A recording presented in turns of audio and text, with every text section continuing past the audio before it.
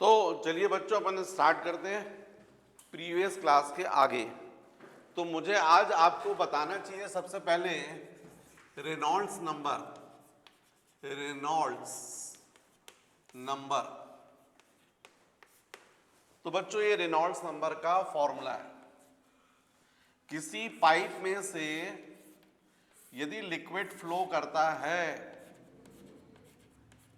तो उस लिक्विड का फ्लो कैसा होगा वो रेनॉल्ड्स नंबर पर डिपेंड करता है। यदि ये रेनॉल्ड्स नंबर की वैल्यू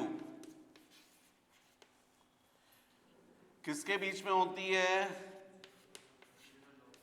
0 to 2000, तो जो फ्लो होता है वो स्ट्रीम लाइन होता है। मतलब हर पार्टिकल अपने प्रीवियस पार्टिकल के पाथ को फॉलो करता है। लेकिन यदि इस आर ई की वैल्यू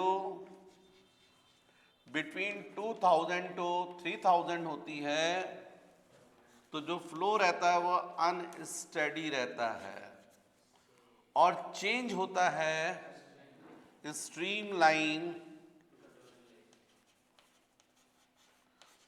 टू टर्बुलेंट। मतलब पार्टिकल कुछ सीधे भी चलते हैं, कुछ टेढ़े मेढ़े भी चलने लगते हैं, सब इस तरीके से होता है। लेकिन यदि इसी रेनॉल्ड्स नंबर की वैल्यू ग्रेटर देन 3000 हो जाती है तो फ्लो प्योरली टर्बुलेंट हो जाता है। मतलब कोई भी पार्टिकल अपने किसी भी पार्टिकल के पाथ को फॉलो नहीं करता, जिगजैग चलने लगते हैं। ये रेनॉल्ड्स नंबर की वैल्यू इन फिजिकल क्वांटिटी पर डिपेंड करती है। इसमें ये जो रो है इसको अपन बोलते हैं डेंसिटी ऑफ लिक्विड। यहाँ v जो है वो है स्पीड ऑफ लिक्विड और d जो है ये diameter of pipe.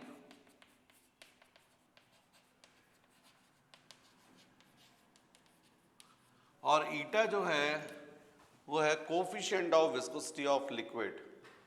Coefficient of viscosity of liquid. तो ये है बच्चों Reynolds number. Reynolds number is depends on these factors. It is equal to rho into v into d by eta, where rho is what? Density of liquid, v velocity of liquid, d diameter of pipe and eta coefficient of viscosity of liquid. Liquid ये जो pipe के अंदर flow हो रहा है वो कैसा होगा, स्ट्रीमलाइंड होगा, टर्बुलेंट होगा, आगे स्ट्रीम लाइन से चेंज हो रहा है, ये सब डिपेंड करता है रेनॉल्ड्स नंबर की वैल्यू पर। वैल्यू यदि चेंज होती है तो फ्लो भी चेंज होता है। फिर बच्चों इसके बाद मुझे आप लोग को बताना चाहिए आइडियल फ्लूइड। तो बच्चों आइडियल फ्लूइड किसको बोलेंगे? The fluid which is incompressible and non viscous. Incompressible मतलब जिसको हम दबा नहीं सकते, और नॉन विस्कस मतलब जो इजीली फ्लो करता, फ्रिक्शन ही नहीं है। तो लिक्विड में जनरली अपन वाटर को मानते हैं आइडियल फ्लूइड और गैसेस में अपन एयर को मानते हैं। एयर को आप दबा नहीं सकते ऐसा मानते हैं अपन, और बहुत इजीली फ्लो करती है। तो the liquid, the fluid which is incompressible and non-viscous is called ideal fluid. अब नेक्स्ट बच्चों मुझे आप लोग को बताना चाहिए principle of continuity. Principle of continuity,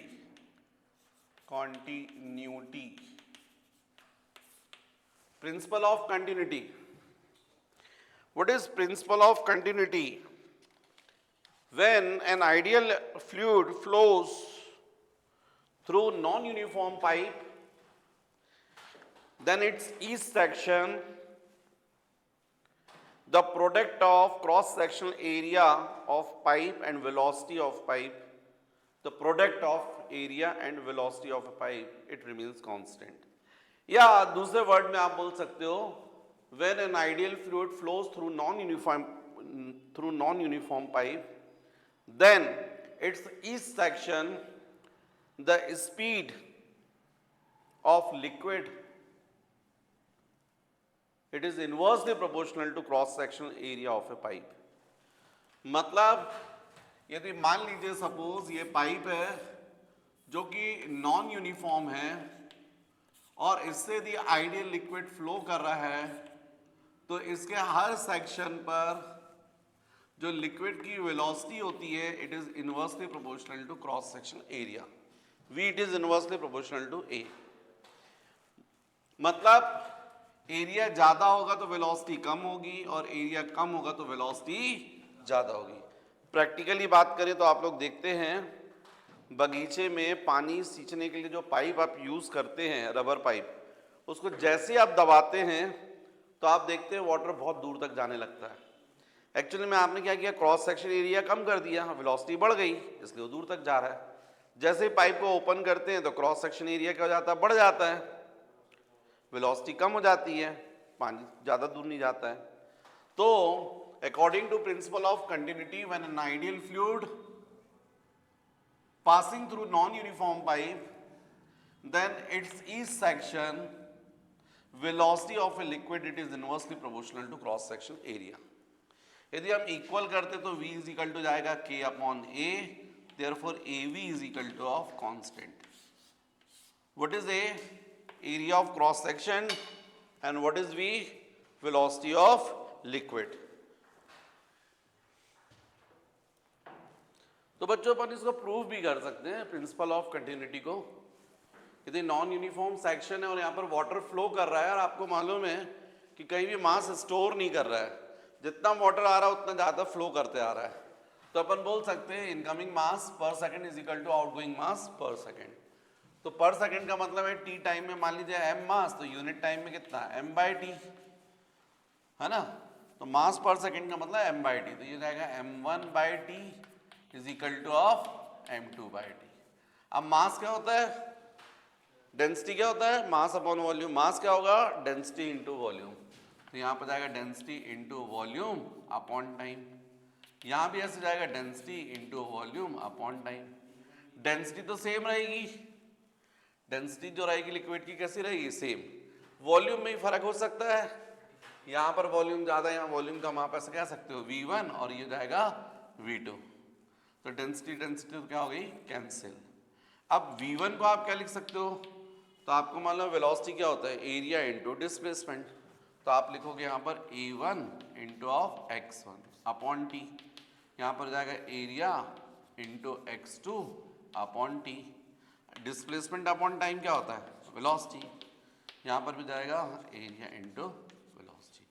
इसका मतलब av is equal to constant. इसका मतलब है हर सेक्शन पर area into v is equal to constant. मतलब v इज इक्वल टू क्या हो गया, कांस्टेंट अपॉन एरिया. तो v it is inversely proportional to a. Proof. Right, जल्दी से कॉपी कर लीजिए. नेक्स्ट बच्चों, एनर्जी पोजेस्ड बाय लिक्विड. तो फर्स्ट 3 टाइप की एनर्जी ये लिक्विड में स्टोर होती है, इसलिए हम लोग बोलते हैं generally liquid possessed 3 types of energy. First pressure energy, second kinetic energy और थर्ड पोटेंशियल एनर्जी. तो फर्स्ट जो है वो हम लोग बोलते हैं pressure energy. Pressure energy, pressure energy. तो जब प्रेशर एनर्जी बोलते हैं तो एक्चुअली में बच्चों उसके लिए होता है एक्चुअली में P इंटू वी. मतलब जो वॉल्यूम, प्रेशर की वजह से जो वॉल्यूम फ्लो करता है ना लिक्विड में वो, तो इसलिए यदि पूरे m मास और v वॉल्यूम की अपन प्रेशर एनर्जी बोलेंगे, प्रेशर एनर्जी ऑफ m मास और v वॉल्यूम, तो हमको बोलना पड़ेगा P इंटू वी. वाटर का मास मान लीजिए m है और उसका वॉल्यूम कितना है v, तो प्रेशर एनर्जी होता है, प्रेशर एनर्जी मतलब वर्क डन होता है। वर्क डन मतलब होता है एक्चुअली में, जैसे पाइप है ना, ये पिस्टन लगा है, यहाँ से अपन ने प्रेशर लगाया मान लीजिए, देखते हो ना पिचकारी में, तो यहाँ से आपने पिस्टन में प्रेशर लगा, फोर्स लगाया, फोर्स की वजह से क्या लगता है प्रेशर। यदि अपन वर्क डन बोलेंगे यहाँ से यहाँ तक पिस्टन गया, तो वर्क डन क्या बोलोगे, force into displacement, F into x. अब इसी में मैं बोल दूं W is equal to F upon A into x, A से मल्टीप्लाई ए से डिवाइड कर दिया। ए क्या है, एरिया ऑफ पिस्टन, तो फोर्स अपॉन एरिया क्या जाएगा प्रेशर, और एरिया इंटू डिस्प्लेसमेंट क्या जाएगा चेंज इन वॉल्यूम। तो इसलिए जो प्रेशर एनर्जी होती है equal to work done is equal to होता है P इंटू वी। लेकिन ये किसका प्रेशर एनर्जी बोलते हैं, पूरे मास का, जितना भी लिक्विड है उसका मास, यदि m है या v वॉल्यूम है तो उसका। तो जैसे मैंने बताया प्रेशर एनर्जी ऑफ m मास और v वॉल्यूम pv, वैसे यदि मैं बोलता हूं pressure energy of unit mass, कितना मास, यूनिट मास, तो आप क्या करोगे pv अपॉन m कर दोगे। भाई m मास की pv, तो यूनिट मास की क्या हो जाएगी pv अपॉन m, और ये क्या हो जाएगा बच्चों P अपॉन V को नीचे लाओगे तो M बाई वी हो जाएगा। M बाई वी क्या होता है D, डेंसिटी। तो इसलिए प्रेशर एनर्जी ऑफ M मास और V वॉल्यूम होगा PV, लेकिन pressure energy of unit mass क्या हो जाएगी P बाई D। यदि मैं बोलता हूं pressure energy of unit volume, तो V वॉल्यूम की आप PV बोल रहे थे, यूनिट वॉल्यूम की क्या बोलोगे PV अपॉन V, कैंसिल हो जाएगा तो P आ जाएगा। तो प्रेशर एनर्जी पर यूनिट वॉल्यूम क्या कहलाएगी P, प्रेशर एनर्जी पर यूनिट मास क्या कहलाएगी P बाई D, और मैं बोलूंगा प्रेशर एनर्जी पर यूनिट वेट, तो जैसे आपने पर यूनिट मास के लिए क्या किया था, मास से डिवाइड किया था, पर यूनिट वॉल्यूम के लिए टोटल एनर्जी को किससे डिवाइड किया, वॉल्यूम से। प्रेशर एनर्जी पर यूनिट वेट के लिए क्या करोगे, पूरे वेट से डिवाइड करोगे पीवी बाय एमजी।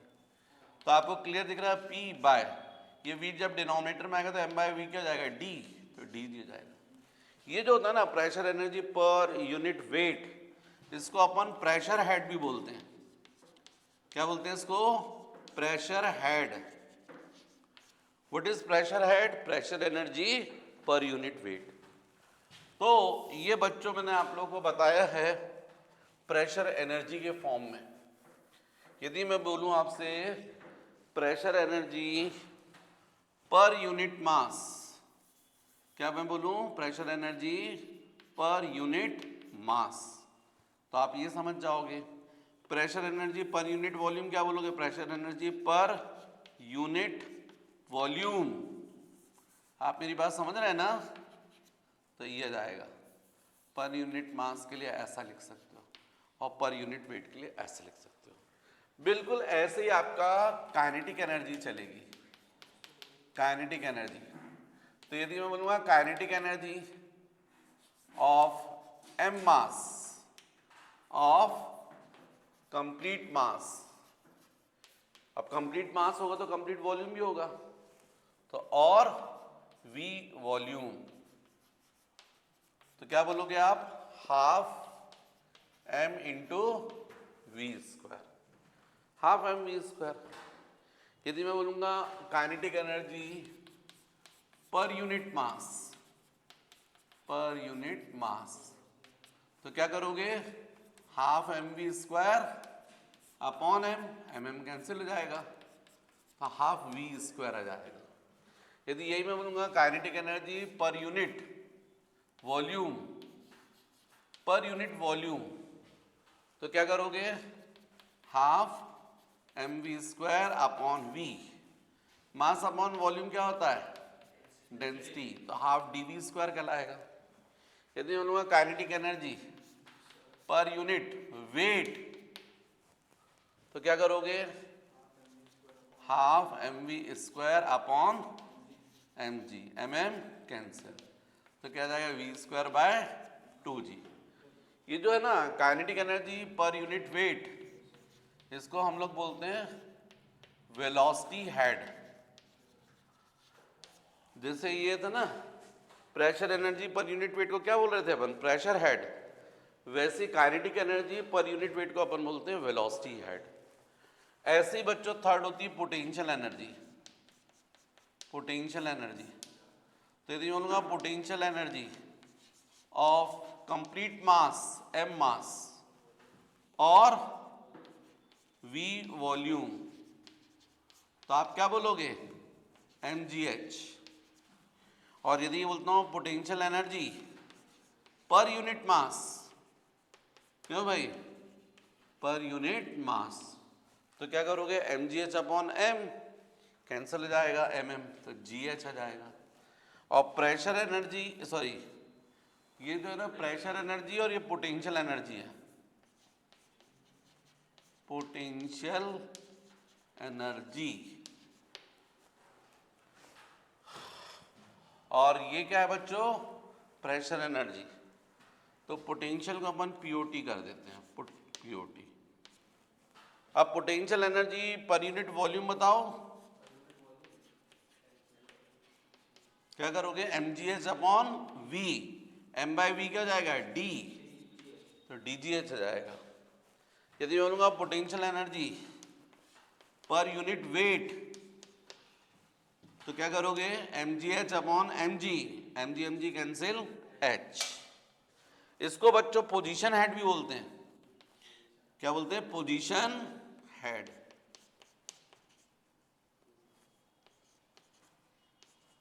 किसको बोलते हैं पोजीशन हेड, बोलो, पोटेंशियल एनर्जी पर यूनिट वेट को, है ना, पोटेंशियल एनर्जी पर यूनिट वेट को।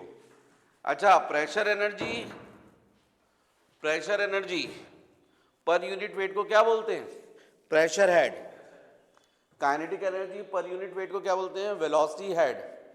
और पोटेंशियल एनर्जी पर यूनिट वेट को बोलते हैं वेलोसिटी हेड। नेक्स्ट बच्चों बर्नौलीज थ्योरम आपके लिए बहुत इंपॉर्टेंट है, जनरली एग्जाम में ये आता है थ्योरम के लिए, और सिंपल थ्योरम है ये। नॉन यूनिफॉर्म पाइप है, यहां देखिए क्रॉस सेक्शन एरिया कम है और यहाँ क्रॉस सेक्शन एरिया ज़्यादा है। तो जब यहाँ से लिक्विड फ्लो करता है ना, कौन सा फ्लूइड, जनरली आइडियल फ्लूइड बोलते हैं अपन। व्हेन एन आइडियल फ्लूइड और liquid flowing through non-uniform pipe, then its each section, the total energy of liquid per unit mass or per unit volume remains constant. Total energy पर unit मास का मतलब है pressure energy पर unit mass plus kinetic energy पर unit mass plus potential energy पर unit मास, या फिर pressure energy पर unit volume plus kinetic energy पर unit volume plus pressure potential energy पर यूनिट वॉल्यूम। तीनों एनर्जीज जो हैं पर यूनिट मास या पर यूनिट वॉल्यूम का समीशन कैसा रहता है, constant. This is Bernoulli's theorem. According to Bernoulli's theorem, when an ideal liquid flowing through non-uniform pipe, then its each section, the total energy of liquid per unit mass or per unit volume remains constant. This is Bernoulli's theorem, right? तो बच्चों अपन को इसका proof देखना है। तो मान लीजिए ये जो सेक्शन है यहाँ पर कोई पिस्टन लगा हुआ है और यहाँ पर भी कोई पिस्टन लगा हुआ है। यहाँ से आपने इस पिस्टन के ऊपर क्या अप्लाई किया है, प्रेशर P1, जिसके कारण ये लिक्विड जो है वो फ्लो कर गया, और फिर उसने इस पिस्टन पर क्या कर दिया, फोर्स लगा दिया, प्रेशर लगा दिया। इस प्रेशर की वजह से इस पिस्टन का मान लीजिए यहाँ तक डिस्प्लेसमेंट हो रहा है x1, और इसकी वजह से यहाँ पर इसका डिस्प्लेसमेंट हो रहा है x2। तो यदि हम लोग बोलेंगे वर्क डन,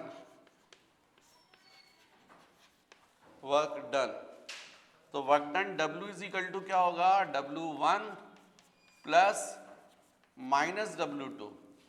यहां पर हमने प्रेशर लगाया है पिस्टन पर, और यहां पर वाटर के थ्रू जो है वो पिस्टन पर प्रेशर लगाया। मतलब यहां प्रेशर सिस्टम पर हमने लगाया, हमारा वर्क प्लस होता है, और यहां किसने वर्क किया, सिस्टम ने।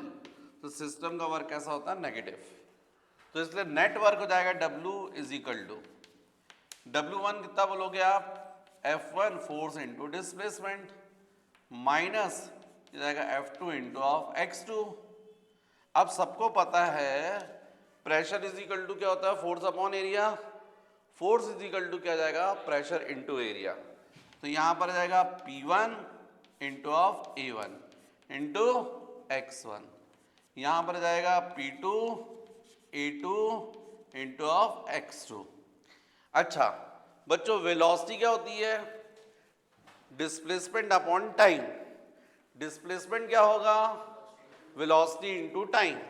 तो यहां पर अपन क्या लिख सकते हैं, फिर यहां लिख सकते हैं W is equal to P1 A1 into V1 into T minus, यहां पर क्या लिख सकते हैं, P2 into A2 into V2 into of T. लेकिन यदि यही वर्क में बोलता हूं पर सेकेंड, तब क्या बोलोगे, वर्क डन पर सेकेंड, पर सेकेंड, है ना, पर सेकेंड। और पर सेकेंड के अलावा आप यदि चाहो तो यहां पर ये एरिया इंटू वेलोसिटी तो आ ही गया आपका। यदि पर यूनिट वॉल्यूम बोलूंगा मैं, वर्क डन पर यूनिट वॉल्यूम पर सेकेंड, वर्क डन पर यूनिट वॉल्यूम पर सेकेंड। तो आप क्या करोगे, W is equal to P1 into A1 into V1 into T upon volume into T, minus P2 into A2 into V2 into T upon T, ऐसा हो जाएगा। Divide करना पड़ेगा वॉल्यूम से टाइम से। ये टाइम तो अलग हो गया, ये भी अलग हो गया। अब डेफिनेटली आपको पता है W इज इक्वल टू,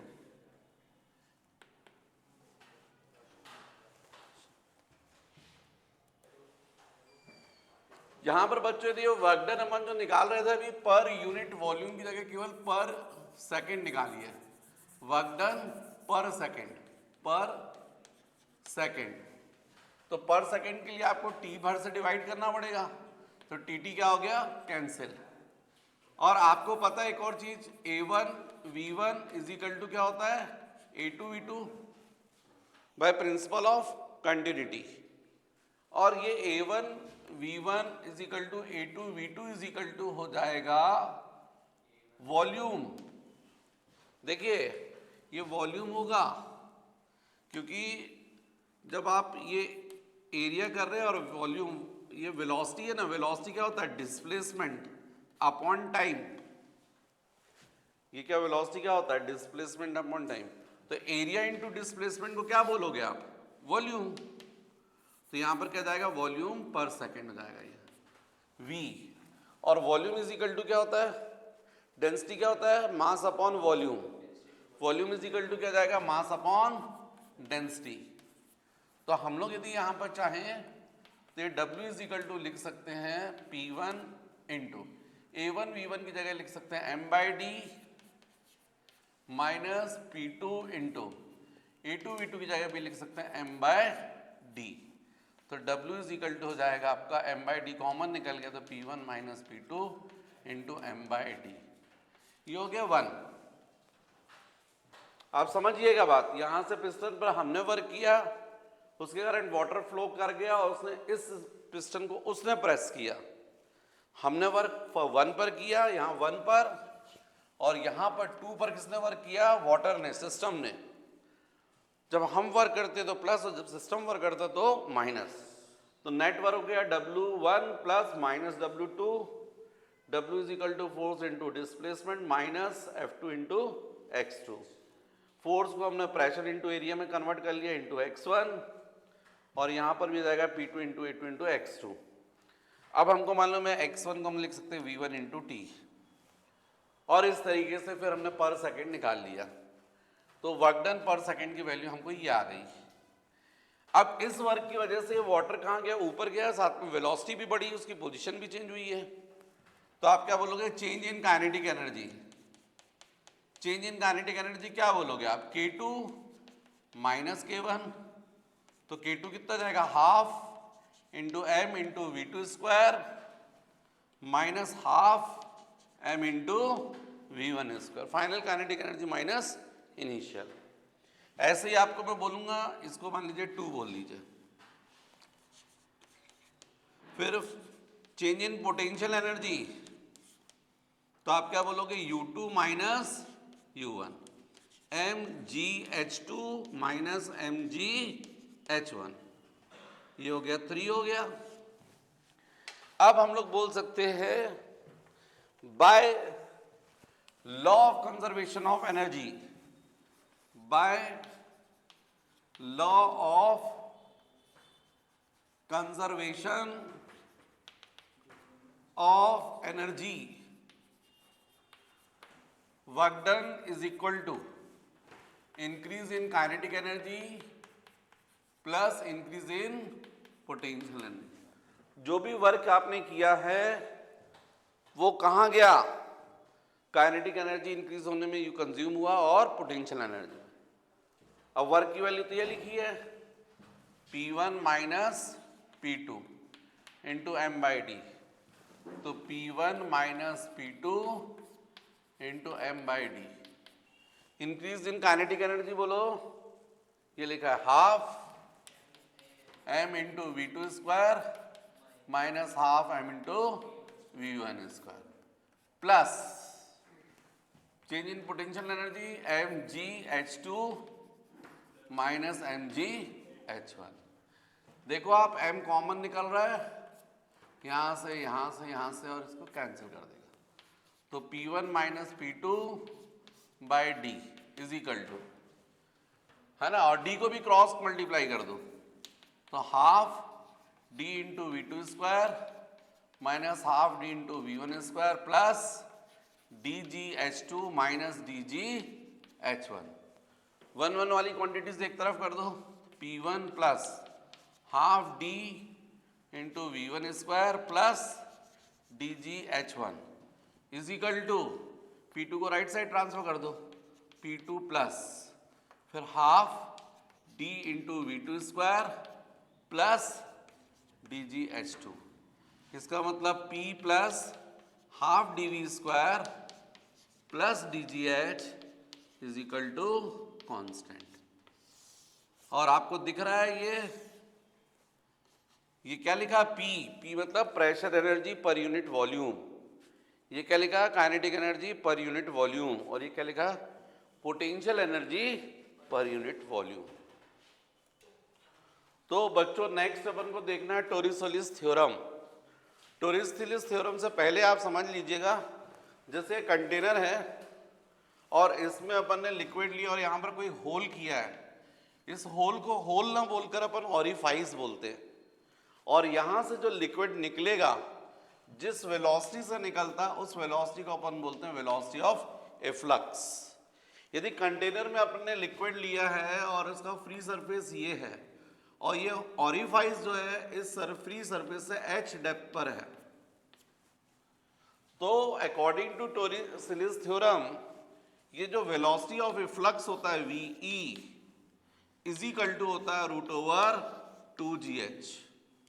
ये रूट ओवर 2GH क्या है, तो इस ऑरिफाइस से जितनी हाइट पर ये फ्री सरफेस है लिक्विड का, उतनी हाइट से यदि अपन किसी बॉडी को ड्रॉप करते हैं तो इस बॉडी की इस ऑरिफाइस तक पहुंचने में जो वेलोसिटी है वो उतनी ही हो जाती जितनी वेलोसिटी ऑफ एफ्लक्स है। This is Torricelli's theorem. मतलब यदि किसी कंटेनर में आपने लिक्विड लिया h हाइट तक, उससे जो लिक्विड निकलेगा उसकी वेलोसिटी को बोलेंगे वेलोसिटी ऑफ इफ्लक्स। इसकी वैल्यू किसके इक्वल होगी? तो सेम हाइट से यदि किसी बॉडी को हम ड्रॉप करते हैं और वो जब इस पोजीशन पर जाकर जितनी वेलोसिटी एक्वायर करती है उसके इक्वल होती है, मतलब v is equal to V. और जब इस वेलोसिटी को आप कैलकुलेट करके देखेंगे तो ये भी कितनी आएगी? √2gh। मतलब वेलोसिटी ऑफ इफ्लक्स किसके इक्वल होती है? Equal to of √2gh। तो according to Torricelli's theorem, the velocity of efflux of a liquid flowing out of an orifice is the same as a body would acquire in falling freely from a height equal to the height of free surface of the liquid above the orifice। ये actually में टोरिसेलिस theorem है। लेकिन बच्चों अपन को ये proof करना पड़ेगा। तो प्रूफ करने के लिए तो आप क्या कीजिए कि जो ऑरिफाइस है टैंक में वो बेस से कितनी हाइट पर है? सपोज एस डैश, और इसमें लिक्विड कहां तक भरा हुआ है? इस ऑरिफाइस से एच हाइट तक। अब यदि मैं बोलूं यहां पर प्रेशर मान लीजिए पीए, तो क्लोज कंटेनर है, यही प्रेशर यहां ट्रांसमिट होगा बाय पास्कल्स लॉ। पीए तो ये भी पीए। यहां की वेलोसिटी सपोज 0, क्योंकि डेफिनेटली आप देख रहे हैं फ्री सरफेस है, और यहां पर वेलोसिटी ऑफ इफ्लक्स। तो हम लोग बोलते हैं बाय बर्नौलीज थ्योरम। यदि हम इसको सेक्शन 1 मान लें, इसको सेक्शन 2 ले लें, तो हम लोग बोलेंगे total energy at 1 point is equal to total energy at 2 point. अब टोटल एनर्जी एट 1 क्या बोलोगे? Pressure PA plus half D into V square, तो वेलोसिटी 0 है, plus D G H. H कितना होगा? तो ये हाइट एस डैश है और ये एच है, तो टोटल हाइट कितनी हो जाएगी? H plus S dash is equal to, ये क्या अप्लाई करना हूं मैं? Bernoulli's theorem. Total energy at section 1 is equal to total energy at section 2। तो यहां पर टोटल एनर्जी क्या बोलोगे आप? तो आप बोलोगे pressure energy P plus kinetic energy, है ना? ये सब क्या चल रहा है? प्रेशर एनर्जी पर यूनिट मास, काइनेटिक एनर्जी पर यूनिट मास, ये। तो ये इस तरीके से अपन को मिल गया। अब यहां टोटल एनर्जी बोलो, तो यहां पर कितना जाएगा? Pressure PA plus kinetic energy क्या बोलोगे? Half D into V square, क्योंकि यहां वेलोसिटी किस वेलोसिटी से लिक्विड बाहर निकल रहा है? वी से। और पोटेंशियल एनर्जी क्या बोलोगे? D G H dash.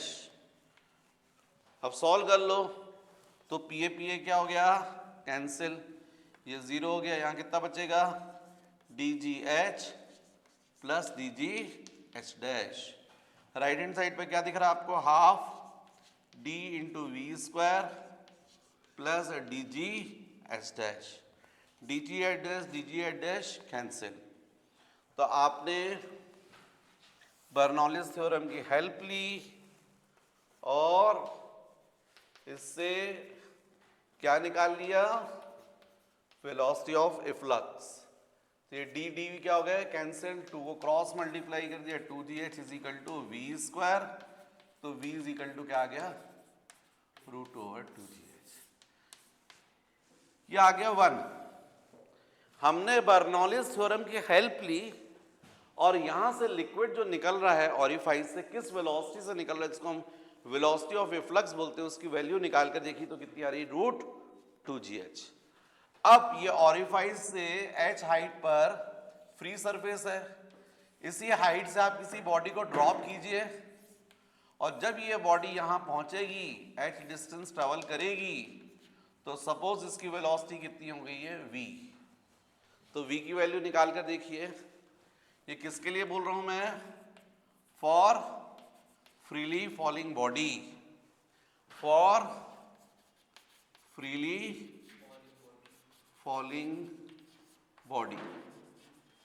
तो क्या बोलोगे आप, v square is equal to U square plus 2as। What is u? Initial velocity 0। आपने रेस्ट से छोड़ा ना यहाँ पर, और यहाँ जाकर वेलोसिटी क्या हो गई v, तो v स्क्वायर u की वैल्यू 0 2 इंटू इसके ऊपर कौन सा एक्सेलरेशन वर्क करेगा, एक्सेलरेशन ड्यू टू ग्रेविटी, तो g, और डिस्टेंस कितना ट्रेवल कर रही है h, तो v इज इक्वल टू कितना आ गया √2gh। ये हो गया 2। प्रूफ हो गया कि यदि किसी कंटेनर में हम लोग फ्री सरफेस से h डेप्थ पर यदि होल करते हैं, ऑरिफाइज करते हैं, तो वहां से जब लिक्विड निकलेगा तो उसकी वेलोसिटी कितनी होगी, उतनी ही डेप्थ में, यदि उतनी ही डिस्टेंस पर यदि कोई बॉडी फ्रीली फॉल करती है तो जितनी वेलोसिटी उसकी होगी वही एक्चुअली में किसकी होगी, वेलोसिटी ऑफ ए फ्लक्स की। This is Torricelli's theorem. जल्दी से कॉपी कर लीजिए। तो बच्चों हम लोगों ने भी बर्नौलीज थ्योरम देखा, तो हमको पता है नॉन यूनिफॉर्म पाइप में हर सेक्शन पर तीनों एनर्जीज पर यूनिट मास पर यूनिट वॉल्यूम कैसे रहती है, कांस्टेंट। मतलब P plus half dv square plus dgh is equal to of constant, ये हमने बोला। लेकिन यदि हम यही चीज बात करते हैं for horizontal pipe, for horizontal pipe, और वो भी कैसा पाइप, नॉन यूनिफॉर्म। मतलब जैसे मान लीजिए ऐसा ये पाइप है, ऐसा ये इस तरीके से, अब यहां से लिक्विड फ्लो कर रहा है और इसमें ये सेक्शन 1 और ये सेक्शन 2। यदि सेक्शन 1 पर आप बर्नौलीज थ्योरम लिखोगे तो ऐसे लिखोगे ना, P plus half dv square plus dgh, यहाँ v1 आ जाएगा, ये सेंटर से ऐसा रहेगा, ऐसा। तो ये मान लीजिए हॉरिजॉन्टल है, ग्राउंड पर है, तो ये वाली जो हाइट है वो भी h रहेगी, और ये हाइट भी क्या रहेगी, h। यहां वेलोसिटी v1 और यहां वेलोसिटी v2, तो इज इक्वल टू आप क्या लिखोगे, P2 pressure at 2 plus half d into v2 square plus dgh। यहां प्रेशर P1, यहां प्रेशर P2, यहां वेलोसिटी v1, यहां v2, लेकिन हाइट ये जो रहेगी पोटेंशियल एनर्जी वो सेम रहेगी, तो ये कैंसिल हो जाएगा। तो इसका मतलब तो फिर ये आ गया P plus half dv square is equal to constant आ गया, क्योंकि लेफ्ट हैंड साइड पर P1 plus half dv v1 square लिखा और राइट हैंड साइड पर क्या लिखा है, P2 plus half d into v2 square. इसका मतलब P plus half dv square is equal to constant. अब आप इसका मतलब समझिएगा, ये देखिए कांस्टेंट है 10 और यहां लिखा है 7, तो मुझे यहां क्या लिखना पड़ेगा, 3 लिखना पड़ेगा ना, तब तो 10 आएगा। अब मान लीजिए मैंने यहां पर लिख दिया 4, मुझे यहां कांस्टेंट 10 मेंटेन रखना है, तो यहां क्या लिखना पड़ेगा, 6। मतलब यदि आप यहां कांस्टेंट रखना चाहते हैं तो जब ये वैल्यू ज्यादा होगी तो ये वैल्यू कैसी रहेगी, कम, और जब ये वैल्यू कम रहेगी तो ये वैल्यू कैसी रहेगी, ज्यादा। इसका मतलब है यदि यहां कांस्टेंट है तो जब ये प्रेशर ज्यादा होगा तो इसकी वैल्यू कैसी रहेगी, कम। अब इसकी वैल्यू में आप क्या कम कर सकते हो, हाफ तो बदल नहीं सकते हो, डेंसिटी नहीं बदलोगे तो क्या बदलेगी, वेलोसिटी।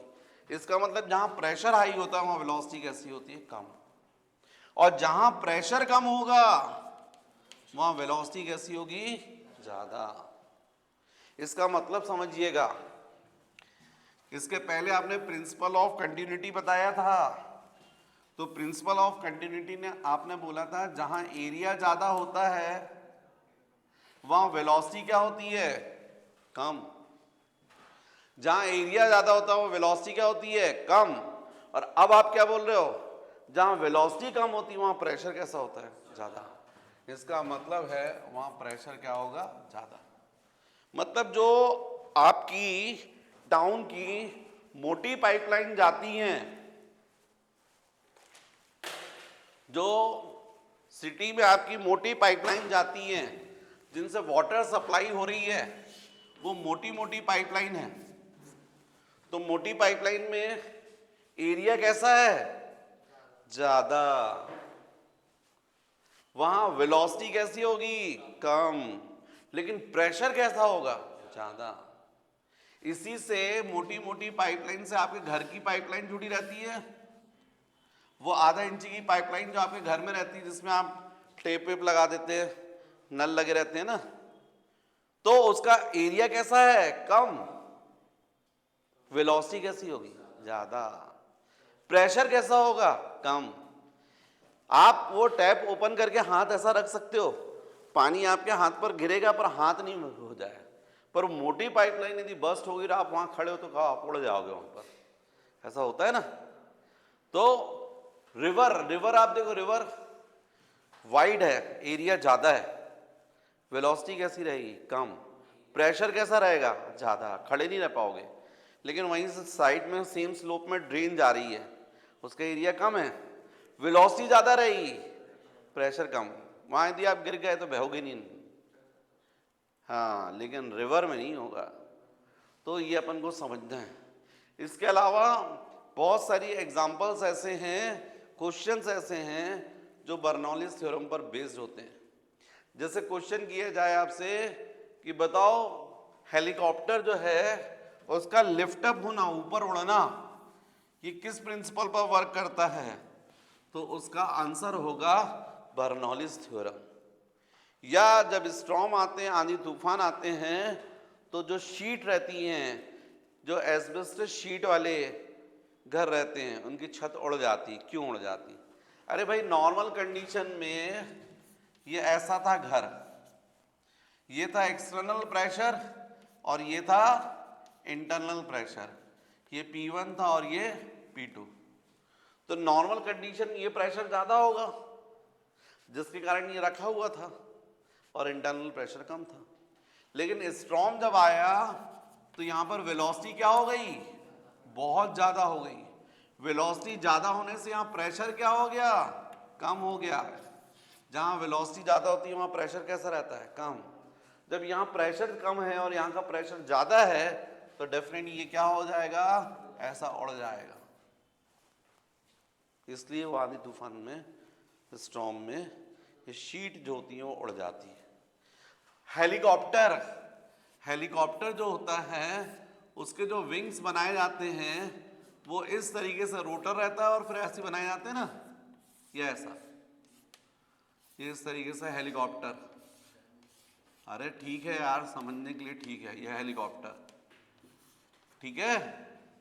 तो जब ये ऐसा रोटेट करता है तो जो ऊपर वाली जो इसकी विंग्स हैं उसमें जो अपर लेंथ रहती है L1 L2, ये L1 की वैल्यू ज्यादा होती है, ज्यादा लेंथ होती है, और नीचे वाली लेंथ कम रहती है। जब ये रोटेट करता है तो यहां से एयर को और यहां से एयर को एक साथ हटना रहता है, यहां से एक साथ हटकर यहां जाना है, यहां से हटके एक साथ यहां पहुंचना है। लेकिन जो ऊपर वाली एयर है उसको ज्यादा लेंथ ट्रेवल करना पड़ रहा, क्योंकि ऐसा शेप दिया जाता है कि अपर लेंथ ज्यादा रहती है। जब वो रोटेट होता है तो एयर हटती है, एक साथ हटती, ऊपर से भी और नीचे से भी। लेकिन ऊपर वाली एयर को ज्यादा लेंथ ट्रेवल करना है तो स्वाभाविक है अपर सरफेस पर जो एयर रहेगी उसकी वेलोसिटी ज्यादा रहेगी। भाई, आपको यदि मान लीजिए दो लोग को खड़ा करा जाए दौड़ने के लिए और दोनों को एक साथ एक जगह पर पहुंचना है, आगे टेम्पल है वहां तक पहुंचना है, लेकिन एक को पीछे खड़ा कर दिया है और एक को आगे, तो स्वाभाविक जो आगे खड़ा हुआ उसको कम डिस्टेंस ट्रेवल करना पड़ेगा और पीछे वाले को ज़्यादा, और पहुंचना दोनों को एक साथ है तो स्वाभाविक है जिसको ज़्यादा डिस्टेंस ट्रेवल करना है उसको वेलोसिटी भी ज़्यादा देनी पड़ेगी। यहाँ पर भी ऐसे ही है, ये एयर एक साथ हट रही है लेकिन ऊपर वाली लेंथ ज़्यादा है, तो यहाँ पर वेलोसिटी कैसी होगी? ज़्यादा होगी। V1 कैसी होगी? ग्रेटर होगी V2 से। जहाँ वेलोसिटी ज़्यादा होती है वहाँ प्रेशर क्या रहता है? कम। और जहाँ वेलोसिटी कम होती है वहाँ प्रेशर क्या होता है? ज़्यादा। तो यहाँ प्रेशर क्या हो जाएगा? ज़्यादा। यहाँ प्रेशर क्या हो गया? कम। तो ज़्यादा प्रेशर की वजह से वो हेलीकॉप्टर जो है वो ऊपर उड़ता है, राइट। ऐसे बहुत सारे और भी ढेरों एग्जांपल्स हैं जिनसे बर्नौलीज थ्योरम हमको समझ में आता है। क्लियर बच्चों?